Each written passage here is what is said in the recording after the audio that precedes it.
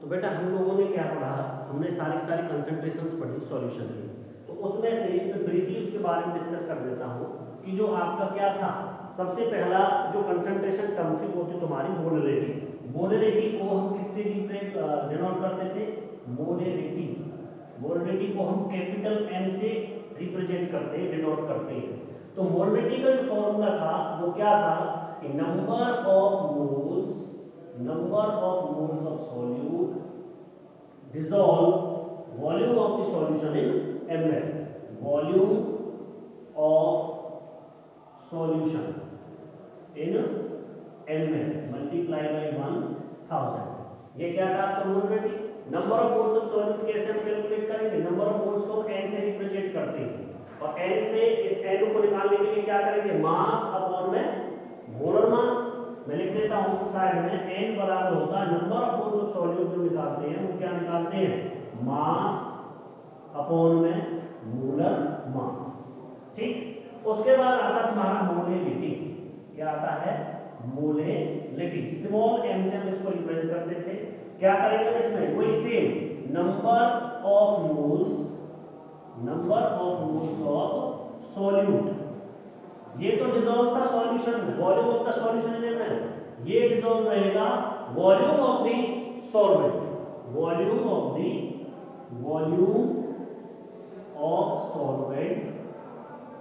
Solvent in gram multiply by 1000। Clear? उसके बाद आता तुम्हारा मोल फ्रैक्शन। क्या आता है? Mole fraction. मोल फ्रैक्शन को किससे रिप्रेजेंट करते हैं? बहुत सारे लोग बोलते हैं x से, बहुत सारे लोग इसको बोलते हैं काई। ठीक है, तो क्या होता था कि number of moles of the components, क्या था? Number of moles of the components upon में टोटल, क्या था? Total volume of the all components। अब number of moles of the component किसका हो सकता है बेटा? यहाँ पर सॉल्यूट का भी हो सकता है, ठीक है, और सॉल्वेंट का भी हो सकता है। ब्रीफली डिस्कस कर रहे हैं इसको, ठीक है। सॉल्वेंट का भी हो सकता है और सॉल्यूट का भी हो सकता है। इसमें क्या आ जाएगा? टोटल सॉल्यूट और सॉल्वेंट को निकाल लेंगे, ठीक है। इसमें जो मोल फ्रैक्शन था सॉल्यूट के लिए हम इसको क्या रिप्रेजेंट करते थे? XA बराबर Na अपॉन में Na प्लस Nb। ये क्या है? Number of moles of the solute. ये आ गया। फोर सॉल्यूट के लिए मोल फ्रैक्शन बता रहा हूं, फोर सॉल्यूट के लिए mole fraction number of moles of the solute upon में number of moles of the solute plus में number of moles of the solvent. तो फिर जो A है ये किसके लिए मैंने रिप्रेजेंट किया? सॉल्यूट के लिए। यहां पर लिख देता हूं, मैं इसको रिप्रेजेंट करते हैं A और सॉल्वेंट रिप्रेजेंट करेंगे B। तो यहां पर क्या हो जाएगा? B mole fraction for the solvent क्या हो जाता था? Nb over Na plus Nb। ये तुम्हारी टर्म्स थी, बहुत इंपॉर्टेंट है। फिर उसके बाद आता था तुम्हारा नॉर्मेलिटी। क्या आता है? नॉर्मेलिटी। नॉर्मेलिटी किससे रिप्रेजेंट करते हैं हम? N से रिप्रेजेंट करते हैं। और नंबर नॉर्मेलिटी क्या करेंगे हम? नॉर्मेलिटी का फॉर्मूला होता है gram equivalent of the solute. मैं शॉर्ट में लिख रहा हूं, आप लोगों को पूरी डिटेल में लिखवा दिया। इक्विवेलेंट अपॉन में volume of the solution in litre. Clear? अब जो इक्विवेलेंट था वो पूरा मैंने तुम्हें डिटेल से बताया है, इसको बताने की जरूरत नहीं दोबारा से, ठीक है ना।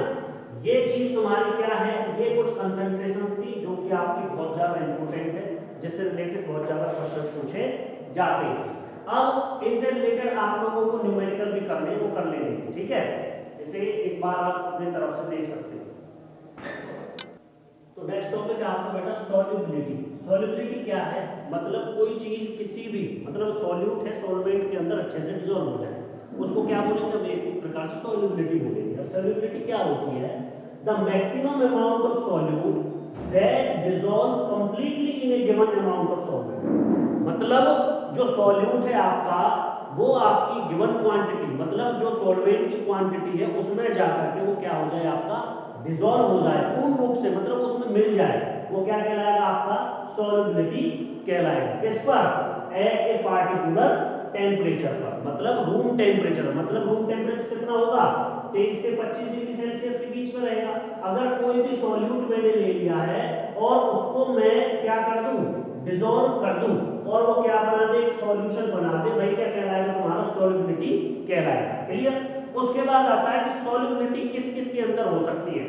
अब हम लोगों ने जब टाइप ऑफ सॉल्यूशन पढ़ा था तो मैंने अलग से तुम्हें बताई थी कि टाइप्स ऑफ जो सॉल्यूशन है, टाइप्स ऑफ सॉल्यूशन जो है तुम्हारे वो 3 तरह के कौन कौन से, सॉलिड इन लिक्विड था, सॉलिड इन लिक्विड, और क्या था, लिक्विड इन लिक्विड था, लिक्विड इन लिक्विड, और gas in liquid, gas in liquid. ये इंपॉर्टेंट है, इस पूरे चैप्टर में ये टाइप ऑफ सॉल्यूशन ही तो पढ़ रहे हैं। मतलब जो आपका टाइप ऑफ सॉल्यूशन है इसके अंदर, लिक्विड के अंदर वो 3 है और इस पर पूरा पूरा चैप्टर आपका कंप्लीट हो रहा है।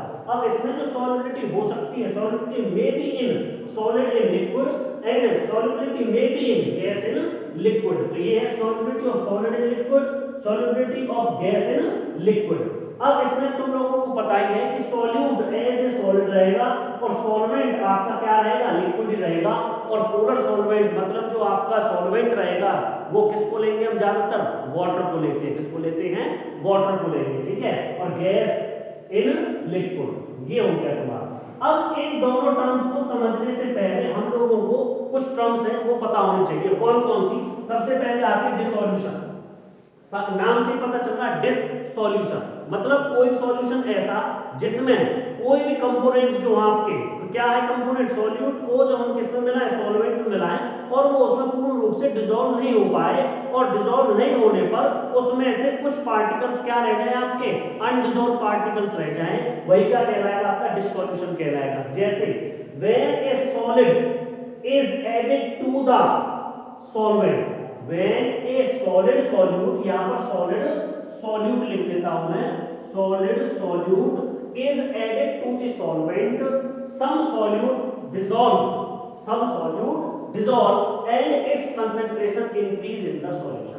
जैसे ही कुछ सॉलिड पार्टिकल्स आपके उसमें क्या हो गए, डिसॉल्व हो गए, लेकिन कुछ क्या रह गए थे, जो मिले हैं, मिलने से क्या हो जाएगी, उसकी कंसंट्रेशन क्या हो जाएगी, इंक्रीज हो जाएगी, किसके अंदर, सॉल्यूशन के अंदर। वो क्या कहलाएगा, आपका डिसॉल्यूशन कहलाएगा। वही प्रक्रिया क्या कहलाएगी, आपकी डिसॉल्यूशन। फिर आता है आपका सैचुरेटेड सॉल्यूशन। क्या होता है सैचुरेटेड सॉल्यूशन, क्या है, एक solution in which no more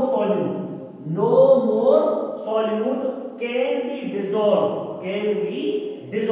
at the same temperature and pressure is called saturated solution। फिर आता है unsaturated solution, a solution in which more solute can be dissolved, मतलब more solute, ज्यादा से ज्यादा solute उसके अंदर dissolve हो सके, ज्यादा से ज्यादा क्या हो सके, dissolve हो सके, unsaturated कहलाएगा। और saturated क्या कहलाएगा आपका, जिसमें कम से कम, बहुत ही कम सॉल्यूट क्या हो, डिसॉल्व हो, लेकिन कुछ सॉल्यूट पार्टिकल्स क्या रह जाएं, अनडिसॉल्व रह जाएं, वो क्या कहलाएगा, आपका सैचुरेटेड सॉल्यूशन कहलाएगा। अब हम इनको वन बाय वन डिस्कस करेंगे, किसको, solubility of solid in liquid को, solubility of gas in liquid को। मेनली जो solubility of solid in liquid है ये आपकी कुछ टर्म्स पर डिपेंड करती है। कौन कौन सी टर्म हो सकती है, वो टर्म हो सकती है nature of solute and solvent, कि उस सॉल्यूट और सॉल्वेंट की नेचर क्या है, उनका टेम्परेचर क्या है, उनका प्रेशर क्या है। अब मैं उनको आप लोगों को वन बाय वन बताता हूं। तो इसके बाद क्या, सबसे पहले factors affecting the solubility of solid in liquid. The solubility of solid in liquid depends upon the following factors which are nature of solute and solvent, effect of temperature, third is effect of pressure. सबसे पहले मैं आपको बताता हूं nature of solute and solvent, कि जो solute और solvent की जो नेचर है वो क्या है, हम लोगों को पता होनी चाहिए। हमको पता है कि एवरी सॉल्यूट या every solid solute is not dissolve in solvent. हमको पता ही है कि ज्यादातर जितने भी सॉल्यूट, जो सॉलिड पार्टिकल्स होंगे वो क्या नहीं हो सकते, आपके सॉल्वेंट में डिसॉल्व नहीं हो सकते। आप लोगों को ध्यान रखना है कि जो पोलर सॉल्यूट रहेगा, जो पोलर सॉल्यूट रहेगा वो आपका डिसॉल्व होगा किसमें, पोलर सॉल्वेंट में, पोलर सॉल्वेंट में। ये चीज याद रखनी है, पोलर सॉल्यूट डिसॉल्व इन पोलर सॉल्वेंट। पोलर सॉल्यूट क्या हो सकता है, सपोज हो सकता है आपका NaCl भी हो सकता है, मतलब सॉल्ट हो सकता है, मैं लिख देता हूं सॉल्ट भी हो सकता है और शुगर भी हो सकता है। ये क्या तुम्हारा पोलर सॉल्यूट है, which are dissolved in polar solvent. और क्या हो जाएगा आपको नॉन पोलर जो सॉल्यूट रहेंगे, नॉन पोलर सॉल्यूट आपके क्या हो जाएंगे, वो डिसॉल्व होंगे नॉन पोलर सॉल्वेंट में, नॉन पोलर सॉल्वेंट में। अब पोलर सॉल्यूट क्या हो सकते, नॉन पोलर सॉल्यूट क्या हो सकते हैं आपके, नॉन पोलर सॉल्यूट हो सकते हैं आपके नेफ्थलीन, क्या हो सकते हैं, नेफ्थलीन, ठीक है, या बेंजीन, ईथर, ये सब कुछ हो सकते हो। नॉन पोलर सॉल्वेंट क्या हो जाएगा आपका, बेंजीन हो जाएगा, बेंजीन, ठीक है, और ईथर, ईथर, ये सब क्या है आपके नॉन पोलर सॉल्वेंट। अब एक चीज याद रखनी है, नेचर में किसकी, सॉल्यूट और सॉल्वेंट की, ये solute dissolve in a solvent if the intermolecular interaction are similar. इसमें चीज बताई है कि सॉल्यूट वही डिसॉल्व हो सकता है किसमें, सॉल्वेंट में, जिनका इंटरमॉलिक्यूलर जो इंटरेक्शन है वो क्या हो तुम्हारा, सिमिलर हो। इस तरह की जो कंडीशन होगी उसको कहेंगे हम like dissolve like, like dissolve like. जैसे मान के चलो सॉल्ट है, क्या है सॉल्ट, ऐसे मैंने क्या ले लिया है, सॉल्यूट ले लिया है, इसको यदि मैं किसमें ऐड कर दूं, वाटर में ऐड कर दूं, तो क्या बन जाएगा आपका, सॉल्यूशन बन जाएगा। इसके जो पार्टिकल्स रहेंगे वो इजीली इसमें क्या हो जाएंगे, डिसॉल्व हो जाएंगे, कोई भी अलग से कोई पार्टिकल क्या नहीं रहेगा आपका, मतलब रह नहीं सकता है, तो क्या बन जाएगा, सॉल्यूशन बन जाएगा। अगर मैं बात करूं नॉन पोलर के बेंजीन की और ईथर की, ये आपके वाटर में बहुत ही कम मात्रा में क्या होंगे, डिसॉल्व होंगे, लेकिन नॉन पोलर जो सॉल्यूट है कौन सा, नेफ्थलीन, वो वाटर में डिसॉल्व नहीं हो सकता है। ये बात आपको याद रखनी है, क्लियर है। फिर उसके बाद आपको पता होना चाहिए कि जो पोलर सॉल्यूट है और नॉन पोलर सॉल्यूट है, ये दोनों के जो इंटरेक्शन जो इंटरमॉलिक्यूलर इंटरेक्शन रहेंगे वो क्या नहीं हो सकते, सिमिलर नहीं हो सकते। इसके बाद में क्या लिख सकता हूं, डायरेक्ट लिख सकता हूं कि जो सॉल्यूट रहेगा, क्या रहेगा, सॉल्यूट क्या हो सकता है, सॉल्वेंट के साथ क्या होगा बेटा, डिसॉल्व करेंगे तो क्या बना देगा, सॉल्यूशन बना देगा। इसमें कुछ पॉइंट ऐसे बताएंगे जो आपको याद रखने हैं, कभी भी नॉन पोलर सॉल्यूट आपका पोलर सॉल्वेंट के साथ डिसॉल्व नहीं हो सकता, पोलर सॉल्यूट कभी भी आपके नॉन पोलर सॉल्वेंट के साथ डिसॉल्व नहीं हो सकते। एक चीज का विशेष ध्यान रखना है, जो साल्ट की सॉल्युबिलिटी होती है वो शुगर से क्या होती है, वाटर में डिसॉल्व होने की ज्यादा होती है, 5.3 के लगभग, मतलब बहुत जल्दी जो साल्ट जो पार्टिकल्स जो साल्ट रहता है वो आपका वाटर में बहुत जल्दी डिसॉल्व हो जाता है, किसकी कंपेयर में, शुगर की कंपेयर में, ठीक है। इसको नोट कर लो। नोट करने के बाद हम डिस्कस करेंगे इफेक्ट ऑफ टेम्परेचर और इफेक्ट ऑफ प्रेशर का।